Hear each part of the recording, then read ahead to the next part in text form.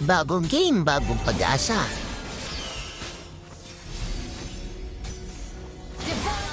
Ito tayo sa mid lane, kalaban si Lunox. Chill lang siya. Kung hindi lang siya maingat, baka nakaisa na ako. Kita ko sa mapa si Estes sa top lane. Parang nangangailangan ng tulong. So syempre, rotate tayo. Kaso si Lolita, papunta sa bush kung nasaan ako. Ayun na nga, jackpot. Parang KS, pero salamat na rin. Ganito talaga ang rank. Rank logic pag may clash, dapat present. Sa top lane tayo, nagka-clash si Estes at Layla, kalaban si Cloud. So nakisaw-saw muna ako, tamang asinta sa first skill.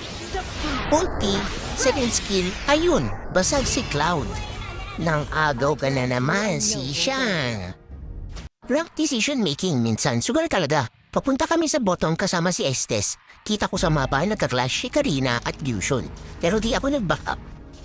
Si Estes na naman pumunta. Ayun, ng KS pa nga. Ako, diretso kay Masha pinakalaban ni King Deer. Tamang first skill, second skill, ayun, sa akin napunta.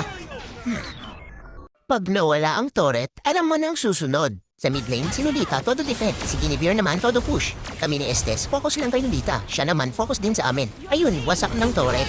Time na, para pagpiestahan si Lolita. 3 versus 1, si Fusion nasa likod, parang takot pa. Ayun, basic attack lang, deads. Rank rules. Akala mo simpleng push lang. Tatlo kami sa mid, push lang dapat. Pero ayaw magpatalo.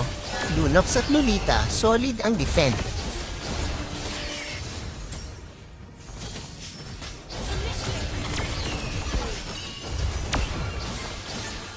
Biglang dumating ang backup, si Yushun, si Cloud.